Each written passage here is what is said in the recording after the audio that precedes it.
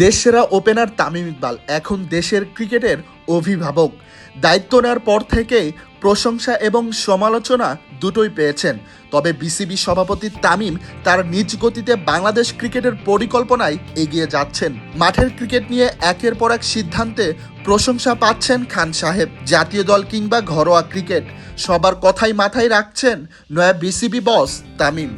সদ্য বিদায়ী বিসিবি সভাপতি আমিনুল ইসলাম বুলবুলের বোর্ডে অনিয়মের অভিযোগ পেয়ে ভেঙে দেয় জাতীয় ক্রীড়া পরিষদ এনএসসি। এরপরই তামিমকে সভাপতি করে 11 সদস্যের অ্যাডহক কমিটি ঘোষণা করে জাতীয় ক্রীড়া পরিষদ। বিসিবির নতুন এই কমিটি নিয়ে অনেকেই সমালোচনা এবং প্রশংসা দুটোই করেছেন। দেশের পঞ্চপাণ্ডবের মধ্যে তামিম ইকবাল অন্যতম। দীর্ঘ 17-18 বছর বাংলাদেশ ক্রিকেটকে রিপ্রেজেন্ট করেছেন। ব্যাট হাতে অনেক ম্যাচ জয়ের সাক্ষী হয়েছেন এই খান সাহেব। তবে এবার তার দায়িত্বটা ভিন্ন। খেলোয়াড়দের অভিভাবক হয়ে এসেছেন তামিম ইকবাল।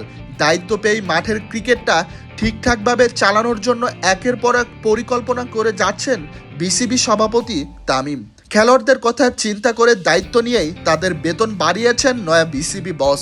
এমনকি বন্ধ থাকা ঢাকা প্রিমিয়ার লিগও হয়তো খুব শিগগিরই মাঠে গড়াবে।